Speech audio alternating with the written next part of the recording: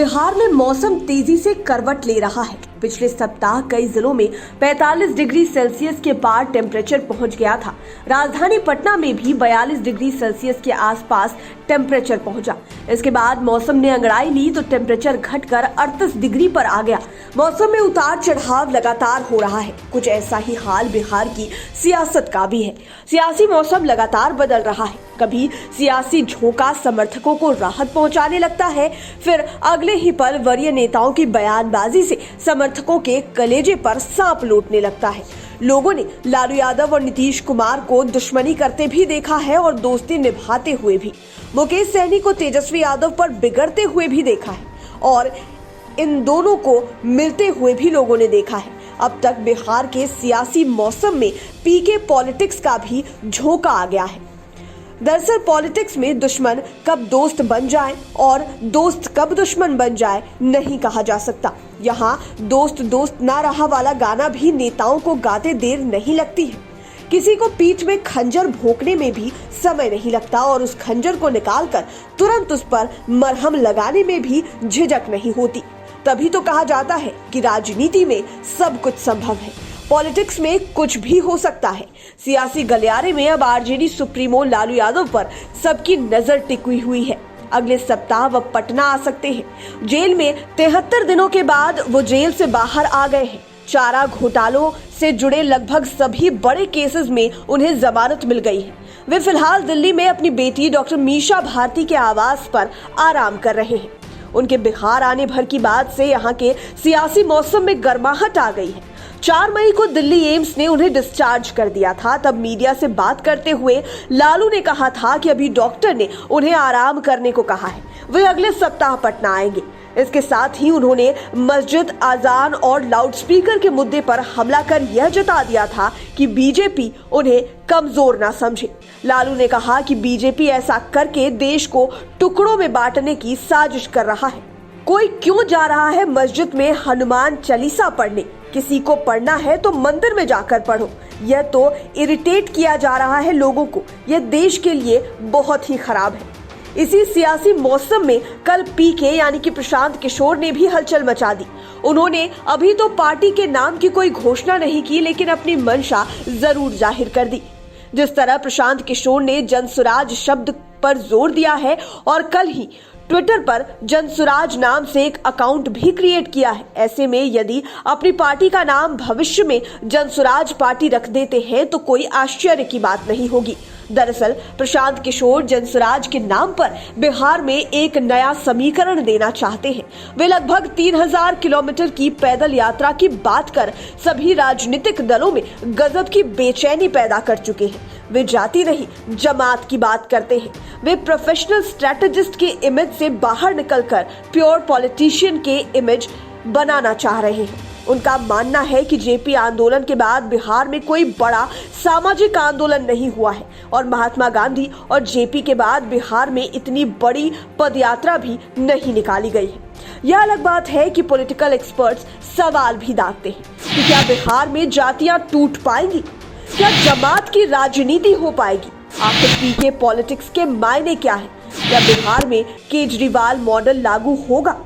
लेकिन political expert इतना तो मानने लगे हैं कि शुरू में अरविंद केजरीवाल को भी लोग इधर उधर का बता रहे थे, लेकिन केजरीवाल ने दिल्ली में 2 बार सत्ता हासिल की। उन्होंने पंजाब में भी जीत हासिल की और प्रशांत किशोर की सफलता का जो स्ट्राइक रेट है वह भरोसे वाला है। फिर अभी बिहार विधानसभा का चुनाव आने में 3 साल देर भी है। ऐसे में भरोसा तो किया ही जा सकता है और यही कारण है कि बीजेपी जेडीयू से लेकर आरजेडी तक में प्रशांत किशोर को लेकर बेचैनी हो गई है। उनके नेता पीके पर तरह तरह के बयान दे रहे हैं। बिहार का सियासी मौसम का एक रंग यह भी है कि मुकेश सहनी ने बोचहा में अपना रंग दिखा दिया। वे मल्लाह वोटों के सर्वे सर्वा हो गए। विधानसभा चुनाव 2020 में मुकेश सहनी को सबने देखा था। पहले महागठबंधन में थे, फिर टिकट बंटवारे में खटपट हुई तो बीजेपी के साथ चले गए और तेजस्वी पर पीठ में खंजर भोंकने का आरोप लगाया।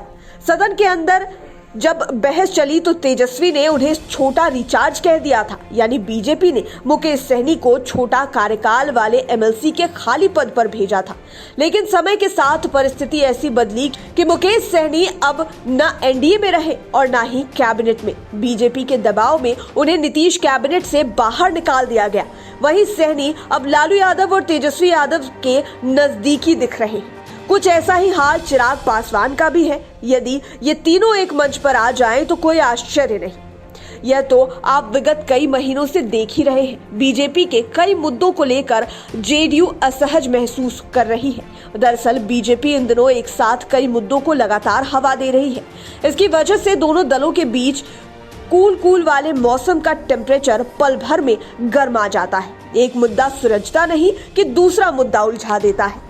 इसे आप यह भी कह सकते हैं कि मुद्दा खुद से नहीं आता, बल्कि जबरदस्ती लाया जाता है। कई मुद्दे तो ऐसे हैं जिसे बीजेपी जानबूझकर लाती है, उसे हवा देती है ताकि शीत युद्ध चलता रहे। यदि देखें तो बीजेपी की ओर से वैसे ही मुद्दों को उछाला जा रहा है जिस पर जेडीयू का स्टैंड क्लियर है। उन मुद्दों पर जेडीयू कभी भी समझौता नहीं कर सकता है। इसे आप ठोक बजाकर कह सकते हैं कि बिहार में जब तक नीतीश कुमार है तब तक उन पर जेडीयू कभी समझौता नहीं कर सकता है।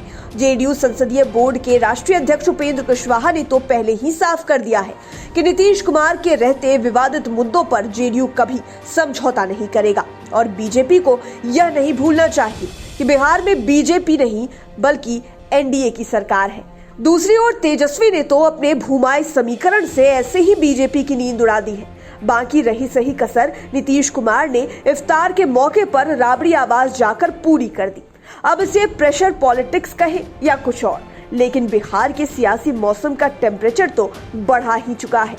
अभी जातीय समीकरण का बड़ा मुद्दा बचा हुआ है, जिस पर एक बार फिर आने वाले दिनों में तनातनी होनी तय है। और यह मुद्दा सियासी मौसम को किस करवट ले जाएगा कहना मुश्किल है। हालांकि पॉलिटिकल एक्सपर्ट्स मान रहे हैं कि बीजेपी की मंशा को जेडीयू या नीतीश कुमार काफी अच्छे से समझ रहे हैं। बीच बीच में जेडीयू के कुछ नेता जवाब भी देने से नहीं चूक रहे हैं, लेकिन नीतीश कुमार इसे शो नहीं करते। वे वक्त पर अपने फैसलों से सबों को ऐसे चौंकाते हैं कि किसी को भनक तक नहीं लगती। दूसरी ओर तेजस्वी यादव के भूमाई समीकरण का लालू यादव ने स्वागत किया है और कहा है कि परशुराम जयंती में तेजस्वी यादव गए और सब लोगों को अपनी तरफ लाए, यह अच्छी बात है। ऐसे में हम इतना तो कह ही सकते हैं कि बिहार के सियासी मौसम पर नजर रखिए।